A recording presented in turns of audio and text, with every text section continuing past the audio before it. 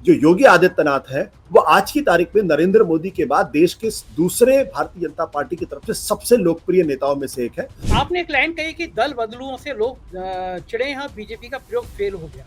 क्या राजस्थान और मध्य प्रदेश में ये दिमाग में रहेगा? बीजेपी के लिए ये संकेत है, संदेश है कि अब दल बदलुओं के लिए छवि जनता में खराब हो रही है? मध्य प्रदेश के अंदर इसका नकारात्मक प्रभाव हुआ है। ज्योतिरादित्य सिंधिया के आने के बावजूद भी भारतीय जनता पार्टी को उतना फायदा नहीं हुआ है, बल्कि मैं कहूँ नुकसान ही हुआ तो ज्यादा बेहतर होगा। कहीं ऐसा ना हो कि इस बार ज्योतिरादित्य सिंधिया जो छब्बे बनने गए थे भारतीय जनता पार्टी में, वो कहीं दूबे बन के ना रह जाए उस पूरे खेल में। आशुतोष जी, अगर बीजेपी को बहुमत नहीं बना तो क्या लग रहा है आपको, सरकार एनडीए की बनेगी या इंडिया की बनेगी?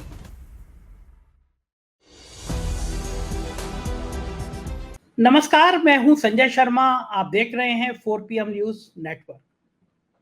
देश में एक अजीब तरह का माहौल चल रहा है। किसी को समझ नहीं आ रहा कि 2024 में बाजी किधर पलटेगी।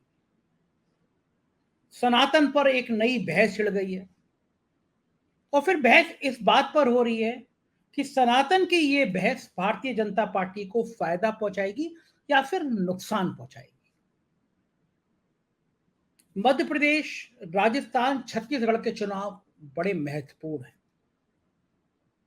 लेकिन सबसे महत्वपूर्ण भारतीय जनता पार्टी के लिए बंगाल, महाराष्ट्र, बिहार और कर्नाटक में है। भाजपा को लग रहा है कि ये 4 राज्य ऐसे हैं जो उसकी सीटें 100 सीटें कम कर सकते हैं। कोई फार्मूला नजर नहीं आ रहा कि कौन सा गणित बिठा दिया जाए और इन 4 राज्यों को सेट कर लिया जाए। महाराष्ट्र में हर दांव उल्टा पड़ रहा है। महाराष्ट्र में आरक्षण की जो आग भड़की है, उस आग ने पूरे महाराष्ट्र को झुलसा दिया है। लोग दावा कर रहे हैं कि भारतीय जनता पार्टी कहीं ऐसा ना हो कि डबल डिजिट में भी ना आ पाए। उत्तर प्रदेश के बाद सबसे ज्यादा लोकसभा की सीटें देती है महाराष्ट्र। सबसे ज्यादा सीटें देने वाला राज्य है महाराष्ट्र, उत्तर प्रदेश के बाद। और जिस तरह शरद पवार की पार्टी तोड़ी, शिवसेना तोड़ी, उसके बावजूद महाराष्ट्र में भाजपा के हाथ खाली हैं। हमारे स्थानीय संपादक हैं मयूर पारिक महाराष्ट्र में। उनका कहना है कि अजीब सी बेचैनी है आम आदमी में, आम आदमी पार्टी में और आम आदमी में। आम आदमी पार्टी की रणनीति अब कांग्रेस के साथ हो गई है, इंडिया गठबंधन में शामिल हो गई है।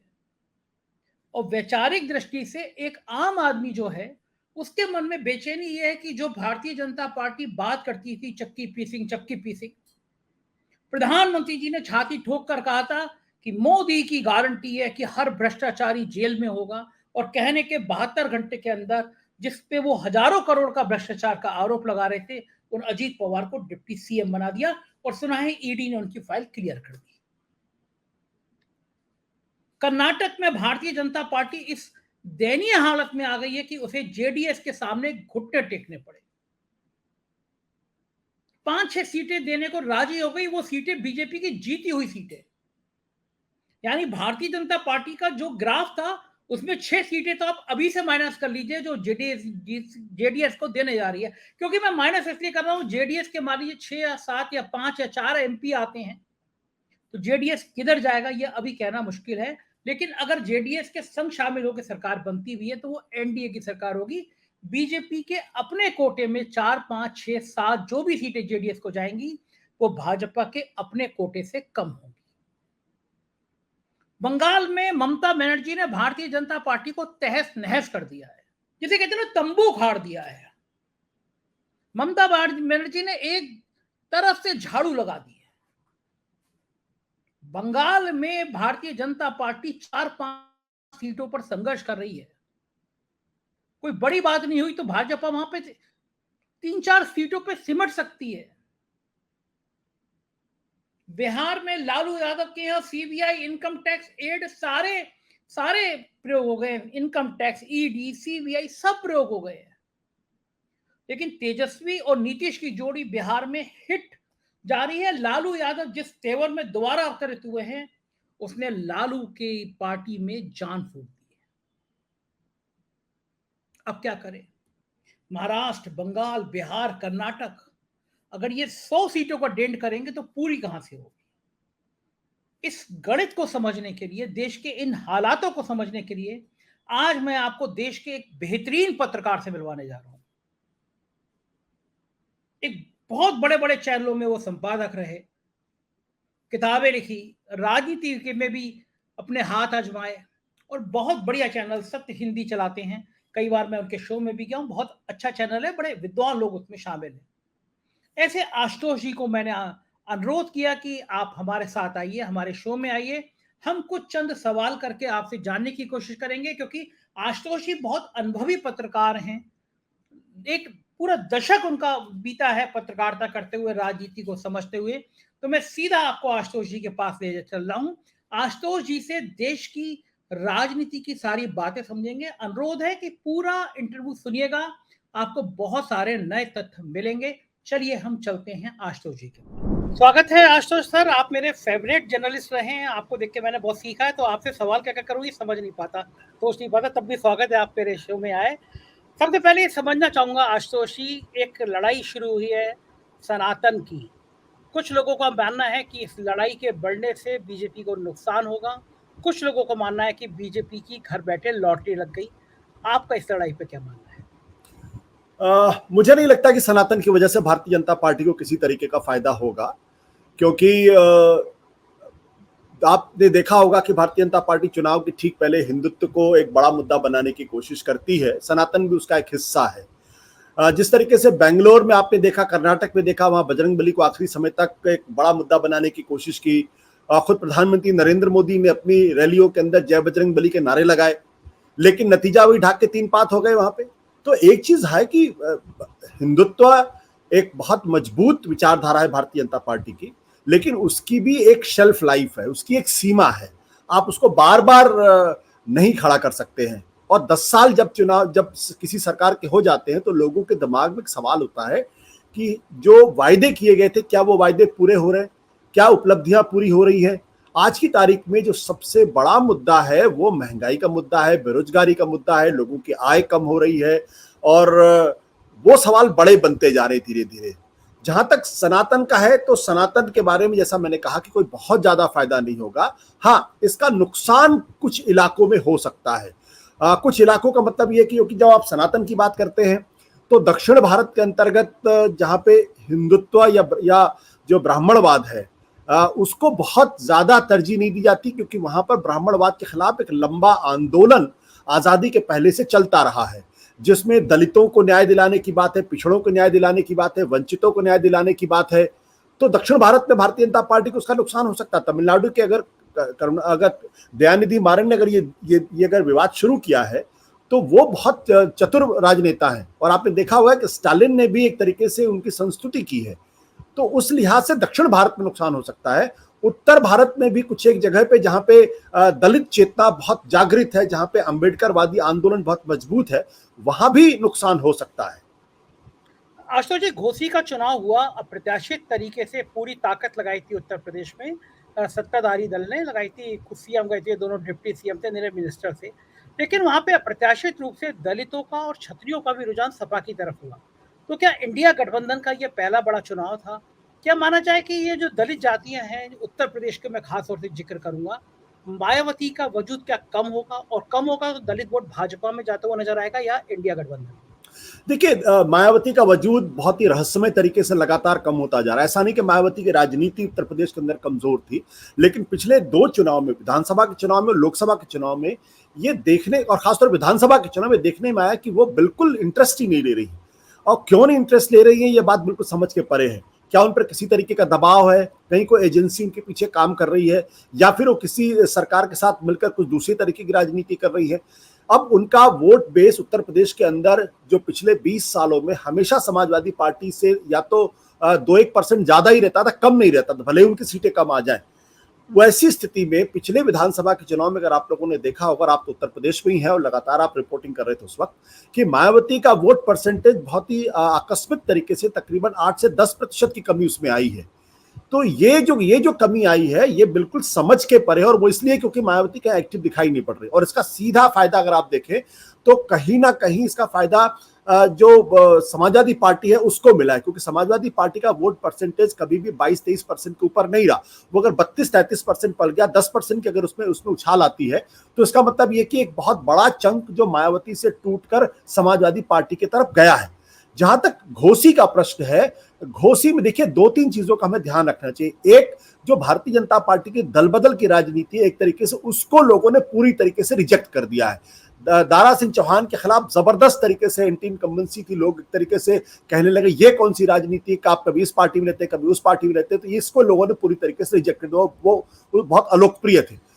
दूसरी बात, जिस तरीके से इंडिया गठबंधन ने एकजुट होकर कैंपेनिंग किया है, जिसमें समाजवादी पार्टी ने लीड किया, लेकिन कांग्रेस पार्टी, सीपीआई, सीपीएमएल और बाकी तमाम राजनीतिक दलों ने इकट्ठा होकर कैंपेनिंग की है, उससे एक संदेश गया है कि बीजेपी के खिलाफ एक मजबूत गठबंधन, एक मजबूत विकल्प मौजूद है। उसका भी फायदा मिला है। तीसरी बात जो ये कही जा रही कि दलित वोटर छिटका है, दलित वोटर, मेरा मानना है कि अभी भी जो समाजवादी पार्टी की तरफ उतनी ज्यादा तेजी से नहीं आया जितना दरअसल आना चाहिए। घोषी में हो सकता आया हो, क्योंकि जो मार्जिन हो वो तकरीबन 42,000 वोटों का है, जो विधानसभा के चुनाव में बहुत ज्यादा होता है। क्षत्रिय वोटों के बारे में मेरा मानना है कि वो बीजेपी से अलग नहीं गया होगा, क्योंकि अपर कास्ट जो है वो ब्राह्मण, क्षत्रिय और वैश्य, ये 3 जातियां हैं जो उत्तर प्रदेश के अंदर 80 से 90% वोट डालती हैं। तो हो सकता है 1% की कमी आई हो, लेकिन दलितों के बारे में मेरा मानना है कि वो समाजवादी पार्टी की तरफ जो है थोड़ा आई होंगे, लेकिन क्षत्रियों के बारे में मेरा मानना है कि वो बीजेपी से नहीं टूटे होंगे। थोड़ा बहुत अगर छीजन अगर होगी तो 1-2% की होगी, उससे ज्यादा की नहीं होगी। आशुतोष जी, आपके संपर्क बहुत ज्यादा रहते हैं दिल्ली में भी। ये जो खबरें आती हैं कि दिल्ली और यूपी के बीच में टकराव की खबरें आती हैं, और ये माना जाता है कि अगर मोदी जी दोबारा आ गए तो योगी जी की परेशानी हो जाएगी, ऐसी जो खबरें आती हैं ये सब हवा में होती है या आपको लगता है कहीं कुछ पक रहा है? देखिए, मैंने पूरी जिंदगी इस बात का हमेशा ख्याल रखा है कि जब तक हमारे पास कोई पुष्ट जानकारी ना हो, भले ही वो ऑफ द रिकॉर्ड जानकारी हो, तब तक मैं किसी चीज की पुष्टि नहीं करता हूं। तो मेरा मानना है कि हो सकता है, इसमें कोई दो राय नहीं, हो सकता है कि राजनीति के अंदर प्रतिद्वंदिता होती है, एक दूसरे के पर काटने की कोशिश की जाती है, एक दूसरे को निपटाने की भी कोशिशें होती हैं, लेकिन चूंकि मेरे पास कोई ऐसी पुख्ता जानकारी नहीं है, इसलिए मेरे लिए इस पर टिप्पणी करना थोड़ा सा मुश्किल होगा। लेकिन ये बात बिल्कुल स्पष्ट है कि जो योगी आदित्यनाथ है वो आज की तारीख में नरेंद्र मोदी के बाद देश के दूसरे भारतीय जनता पार्टी की तरफ से सबसे लोकप्रिय नेताओं में से एक है। वो हिंदुत्ववादी हैं, लोग उनमें भविष्य के नेता के तौर पर देखते हैं, और उस लिहाज से अगर आप देखें तो उनके और अमित शाह के बीच में एक बहुत ही जिसे कहते हैं एक बड़ी स्वाभाविक सी प्रतिद्वंदिता होनी चाहिए, बहुत ही स्वाभाविक सी प्रतिद्वंदिता होनी चाहिए। और वो इसलिए क्योंकि जब भी आप राजनीति के अंदर होते हैं या दुनिया के किसी मकाम में, किसी भी संस्थान में होते हैं, तो आप भी जो शीर्ष पद है उस पर जाने की कोशिश करते हैं। उस दृष्टि से अगर आप देखें तो अमित शाह और योगी आदित्यनाथ, ये दोनों लोग मोदी के बाद की राजनीति में अपने आप को सर्वश्रेष्ठ या सबसे बड़े नेता के तौर पर देखना चाहेंगे, और जाहिर सी बात है प्रधानमंत्री पद के उम्मीदवार के तौर पर भी अपने आप को देखना चाहेंगे, और इसमें कुछ भी गलत नहीं है। तो हो सकता है इन दोनों के पीछे प्रतिद्वंदिता हो, लेकिन निपटाने की बात है तो मैं इसको भी उस तरीके से मैं नहीं करूंगा। मेरे ख्याल से ये अटकलबाजी ज्यादा है। बिल्कुल। आपने एक लाइन कही कि दल बदलुओं से लोग चिड़े हैं, बीजेपी का प्रयोग फेल हो गया, लेकिन भारतीय जनता पार्टी ने जहां सरकारें बनाई हैं पिछले दिनों में या चुनाव भी लड़ा है, आमतौर पर देखे जाएंगे उसमें आधे से ज्यादा आयातित होते हैं। जो पार्टी का मजबूत हुआ उसी को अपने ले लिया। तो ये जो दल बदलू वाला फेल हुआ है फार्मूला, क्या राजस्थान और मध्य प्रदेश में ये दिमाग में रहेगा? बीजेपी के लिए ये संकेत है, संदेश है कि अब दल बदलुओं के लिए छवि जनता में खराब हो रही है? देखिए, ये भारतीय जनता पार्टी का और खासकर उससे नरेंद्र मोदी का एक बड़ा ही टेस्टेड फार्मूला हुआ करता है। जब वो गुजरात में थे तब भी वो जो कांग्रेस पार्टी के जो दूसरे नंबर के कैंडिडेट हुआ करते थे, जिनको टिकट नहीं मिलता था, उसको अपनी तरफ लाने की कोशिश करते थे या उनको खड़ा कर देते थे ताकि कांग्रेस का वोट कटे। लेकिन केंद्र की राजनीति में आने के बाद उसको बाकायदा एक ट्रम्प कार्ड के तौर पर नरेंद्र मोदी ने इसको चला। महाराष्ट्र के अंदर बहुत बड़े पैमाने पर इन्होंने करने की कोशिश की, क्योंकि महाराष्ट्र के अंदर भारतीय जनता पार्टी बहुत कमजोर हुआ करती थी, 1/4 की पार्टी थी, तो वहां पे उन्होंने अपने आप को काफी मजबूत करने की कोशिश की। गोवा में भी अपने आप को काफी मजबूत करने की कोशिश की है। लेकिन अगर आप पिछले दिनों मध्य प्रदेश के अंदर देखें तो मध्य प्रदेश के अंदर इसका नकारात्मक प्रभाव हुआ है। ज्योतिरादित्य सिंधिया के आने के बावजूद भी भारतीय जनता पार्टी को उतना फायदा नहीं हुआ है, बल्कि मैं कहूँ नुकसान ही हुआ तो ज्यादा बेहतर होगा।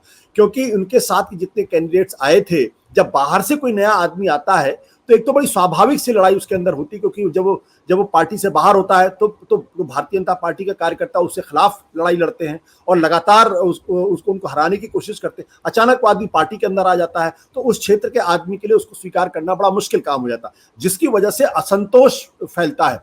तो अब ये देखने में आ रहा है कि भारतीय जनता पार्टी का जो ये ट्रम्प कार्ड था वो ज्यादा चलता हुआ दिखाई नहीं पड़ रहा। मध्य प्रदेश इसका क्लासिक एग्जांपल है। कांग्रेस जो गुना और ग्वालियर के इलाके हैं जिनको सिंधिया का क्षेत्र राज माना जाता था एक जमाने में, आज वहां पे सिंधिया के खिलाफ ही भारतीय जनता पार्टी के कार्यकर्ता जुट गए हैं। और कहीं ऐसा ना हो कि इस बार ज्योतिरादित्य सिंधिया जो छब्बे बनने गए थे भारतीय जनता पार्टी में, वो कहीं दुबे बन के ना रह जाए उस पूरे खेल में।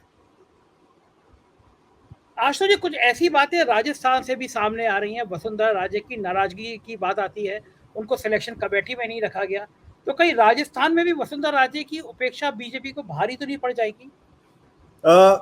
मेरा हमेशा से मानना है कि राजस्थान के अंदर कांग्रेस और भारतीय जनता पार्टी के बीच में हार और जीत का फैसला वसुंधरा राजे सिंधिया करेंगी। अगर वसुंधरा राजे सिंधिया को भारतीय जनता पार्टी ने नाराज किया एक सीमा के बाद, तो फिर उनके जो समर्थक हैं वो भी घर बैठ सकते हैं। और वसुंधरा राजे सिंधिया राजस्थान के अंदर भारतीय जनता पार्टी की सबसे बड़ी करिश्माई नेता है और उनका जनाधार है, वो लोकप्रिय भी है। और उनके समक्ष भारतीय जनता पार्टी का कोई भी नेता ऐसा नहीं है जो उनके मुकाबले खड़ा हो सके। खड़ा होने की तो बात छोड़ दी, उनके सामने भी नहीं आ सकता है। तो लेकिन बीजेपी दरअसल ये आज की नहीं, 2014 के बाद से जब नरेंद्र मोदी देश के बीजेपी के सबसे बड़े नेता बने, तब से वो वसुंधरा राजे सिंधिया को हाशिए पर करने की कोशिश कर रहे हैं। लेकिन वो उनको कर नहीं पाए और उनके बीच में कोल्ड वार हमेशा से चलता रहा है, वो अभी भी दिखाई पड़ता है। तो इस बार जिस तरीके से बीजेपी ने कोशिश की है कि हम किसी को मुख्यमंत्री का उम्मीदवार नहीं घोषित करेंगे, हालांकि मुझे अभी भी लगता है कि आखिरी वक्त पे जब बीजेपी को लगेगा कि शायद चुनाव हार रहे हैं, तब अंतिम वक्त में वो शायद वसुंधरा राजे सिंधिया को कैंडिडेट घोषित करें। लेकिन अभी तक जो संकेत मिल रहे हैं उससे साफ है कि जो उनकी परिवर्तन यात्रा भी हो रही है उस पर कोई बहुत ज्यादा रिस्पांस नहीं मिल पा रहा है। और उसका एक बड़ा कारण यह माना जा रहा है कि वसुंधरा राजे सिंधिया जो है वो उतनी ज्यादा इंटरेस्ट नहीं ले रही है, क्योंकि किसी भी यात्रा को ना तो लीड कर रही है और ना ही उनको उस तरीके से प्रोजेक्ट किया जा रहा है।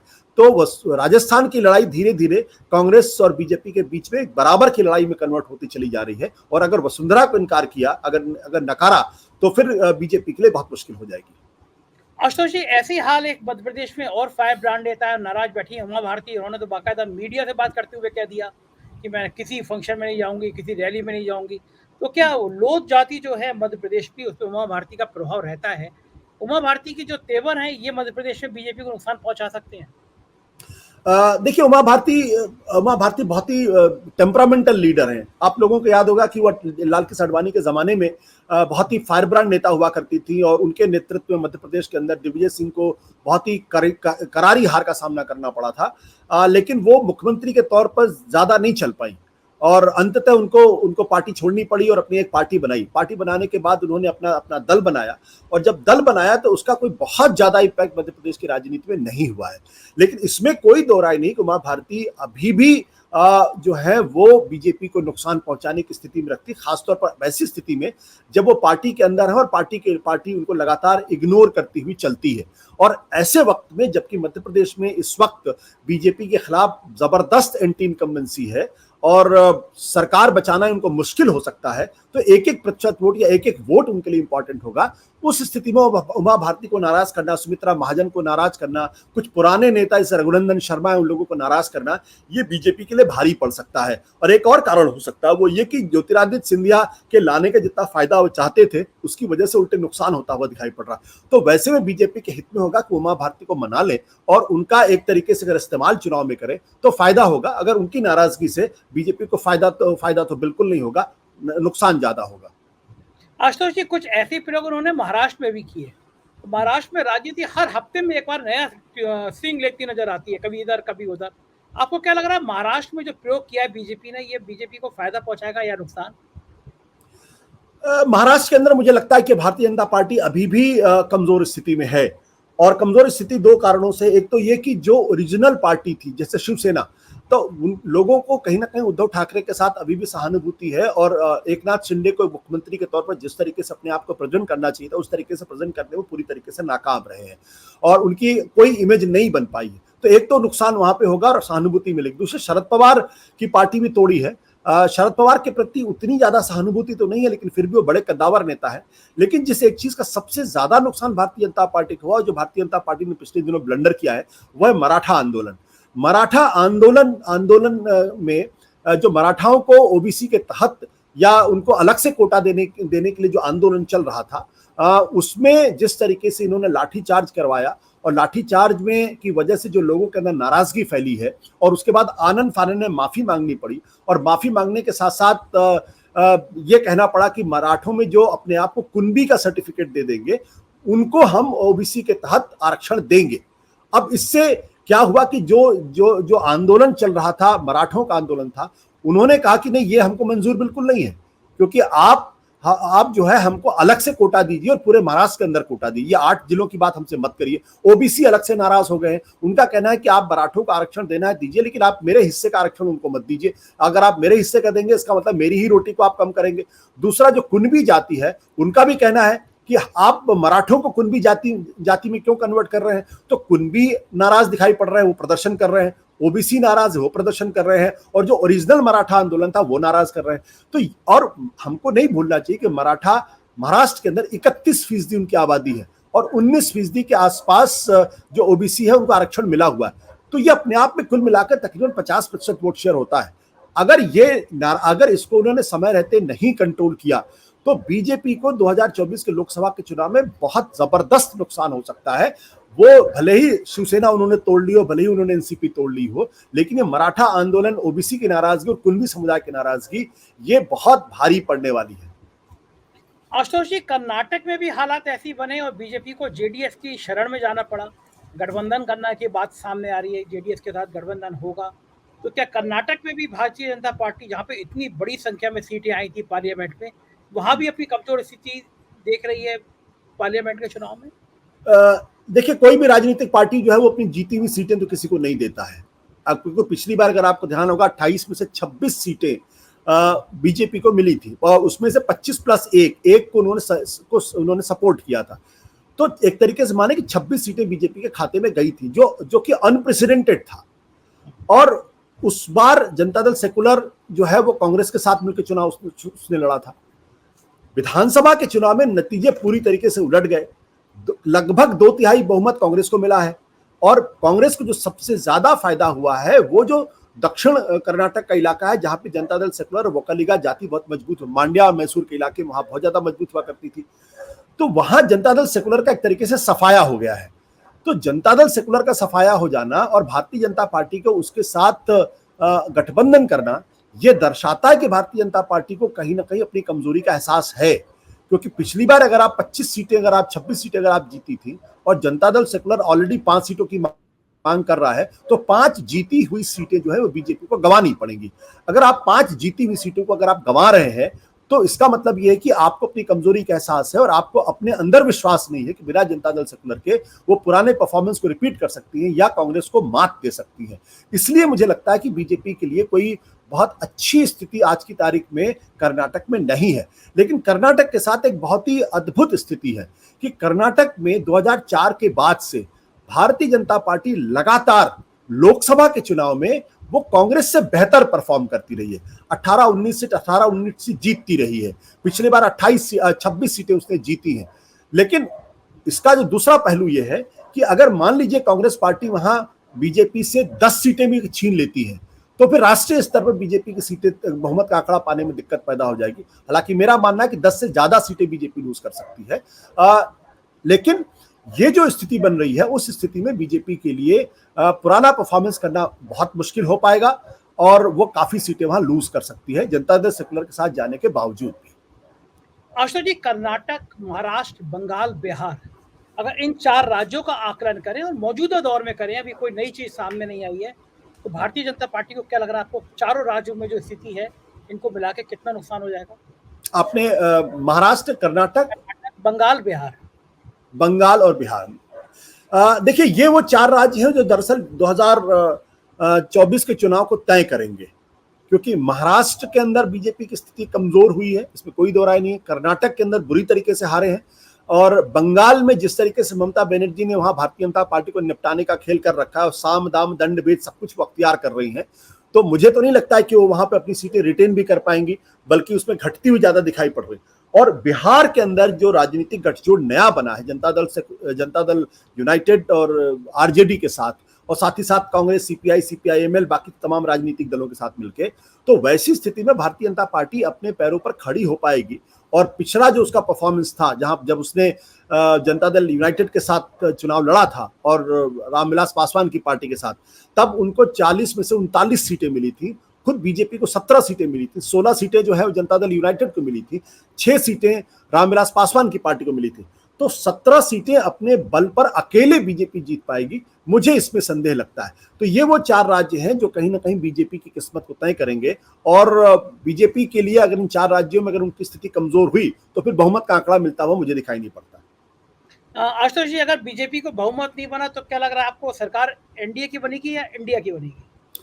अभी इस बारे में कोई टिप्पणी करना मेरे लिए उचित नहीं हो पाएगा, क्योंकि अभी बहुत 6 महीने का वक्त है, और 6 महीने राजनीति में बहुत कुछ होता है, और अंतिम समय तक। हाँ, इतना जरूर मैं कह सकता हूं कि जो 2024 का जो लोकसभा का चुनाव होगा वो बहुत ही रोचक होगा, और बीजेपी को जिस तरीके से 2019 में वॉकओवर मिल गया था वो होता हुआ दिखाई नहीं पड़ रहा है। और खासतौर पर ऐसी स्थिति में जबकि इंडिया गठबंधन बहुत मजबूती के साथ आने की कोशिश कर रहा है, 28 दलों का एक साथ आना और एक साथ चुनाव लड़ना, जब जब इस देश के अंदर विपक्षी दल एकजुट हुए, भले छोटे हो या बड़े हो, तब तक सत्ताधारी पार्टी को नुकसान हुआ है। तो मैं अभी ये कहने की स्थिति में नहीं हूं कि वहां पे दरअसल बीजेपी की सरकार बनेगी या इंडिया गठबंधन की सरकार बनी है, किसकी सरकार बनेगी, लेकिन ये बात तय है कि लड़ाई बहुत जबरदस्त होने वाली है, रोचक होने वाली है, और बीजेपी के लिए बहुत आसान 2024 का रास्ता नहीं होगा। लेकिन आशुतोष जी, 28 के मुकाबले उधर भी उन्होंने कहा कि हमने 36-38 इकट्ठे कर लिए हैं दल। देखिए, वो तो ऑप्टिक्स का सवाल है। भारतीय जनता पार्टी, आपको याद होगा कि प्रधानमंत्री नरेंद्र मोदी ने लोकसभा में क्या कहा था, एक अकेला सब पे भारी। तो अगर एक अकेले नरेंद्र मोदी सबके ऊपर भारी थे, तो 26 का गठबंधन बनते ही आपको बाकी 37 साथियों को खोजने की जरूरत क्यों पड़ी? क्योंकि आपको ध्यान होगा कि 2014 के बाद से बीजेपी ने न तो कभी एनडीए की बैठक की, किसी को मालूम नहीं कि एनडीए का कन्वीनर कौन है, और साथ ही साथ उनके सारे पुराने साथी उनको छोड़ के चले गए। अकाली दल छोड़ के चला गया, टीडीपी छोड़ के चला गया, शिवसेना छोड़ के चली गई, जनता दल यूनाइटेड छोड़ के चले गए। तो ये सारे बड़े दल थे और अपने अपने राज्यों में उनका अच्छा खासा प्रभाव था। तो जब ये सब छोड़ के चले गए और आपने उनको एक बार भी मनाने की कोशिश नहीं की, आपने उनको साथ लाने की कोशिश नहीं की, तो वैसी स्थिति में अब अचानक आपको अपने 37 साथियों की जरूरत क्यों पड़ी? और ये 37 वो हैं जिनमें से तकरीबन 2/3 तो ऐसे हैं जिनका कोई आधार भी दिखाई नहीं पड़ता, जिनका कोई मेंबर ऑफ पार्लियामेंट भी नहीं है। तो इनके दिखाने की जरूरत, इसका मतलब ये है कि कहीं ना कहीं आपके मन में भी एक शंका पैदा हो गई है, और उस शंका ये है कि कहीं ऐसा तो नहीं कि ये एक लोगों तक मैसेज चला जाए कि एक विकल्प खड़ा हो गया है। और राजनीति में जब भी किसी दूसरी पार्टी का विकल्प खड़ा होता है तो जो सत्ताधारी पार्टी होती है उसको नुकसान होना तय होता है। आशुतोष जी, आखिरी सवाल, 2014 और 19 में जो मोदी जी को लोग भगवान विष्णु का अवतार मानते थे, अब उस चेहरे में ऐसा क्या चीज खत्म हो गई कि लोगों का भरोसा नहीं हो पा रहा, लोग उन पे यकीन नहीं कर पा रहे, ग्राफ नीचे आ रहा है? देखिए, एक तो 10 साल की एंटी इनकम्बेंसी अपने आप में बहुत बड़ी एंटी इनकम्बेंसी होती है। कोई भी सरकार हो, कितना भी लोकप्रिय नेता हो, वो उसके लिए जो है अपने पद पर अपनी लोकप्रियता को बरकरार रखना मुश्किल होता है। लेकिन इसमें कोई दो राय नहीं कि आज भी नरेंद्र मोदी देश के सबसे लोकप्रिय नेता है। उनकी लोकप्रियता में जरूर थोड़ी कमी आई है, लेकिन इस आधार पे हम ये कह दें कि 2024 के चुनाव में भारतीय जनता पार्टी हारने जा रही, मैं कम से कम अभी ये मानने के लिए तैयार नहीं हूं। लेकिन नरेंद्र मोदी को किसी भी तरीके से अंडर एस्टिमेट नहीं करना चाहिए। अब लोगों, वो कभी भी कुछ भी, कोई नया तुर्क का पत्ता खेल सकते हैं, कोई मास्टर स्ट्रोक चल सकते हैं, और उसकी वजह से पूरा जो चुनाव का नैरेटिव है वो भी बदल सकता है, और ये उनकी खासियत है। देखिए, एक आदमी गुजरात से निकल के आता है, लोगों ने कहा कि वो जो है वो दिल्ली की राजनीति अलग होती है, देश की राजनीति अलग होती है, गुजरात का खेल दिल्ली में नहीं चलता है। लेकिन आने के बाद आपने देखा किस तरीके से वो एक तरीके से देश की राजनीति पे छा गए, और सब कुछ आज की राजनीति में उनके इर्द गिर्द होता है। चाहे आप उनसे नाराज हो, चाहे उनके आलोचक हो, चाहे उनके समर्थक हो, आप नरेंद्र मोदी को इग्नोर नहीं कर सकते हैं। तो 2014 में आप मान सकते हैं कि मनमोहन सिंह के खिलाफ नाराजगी थी, इसलिए लोगों ने इनको जिताया। लेकिन 2019 में 5 साल सत्ता में रहने के बाद भी अगर सीटें बढ़ाई हैं, तो इसका मतलब साफ है कि उनके अंदर कुछ ना कुछ ऐसा राजनीतिक कौशल है, चातुर्य है, जो उनको लगातार सत्ता में बनाए रखता है। तो उस वैसी स्थिति में कुछ नया नैरेटिव खड़ा कर देंगे, कुछ नई बात लाके सामने रख देंगे और देश का विमर्श बदल जाएगा। ये महारत उनको हासिल है।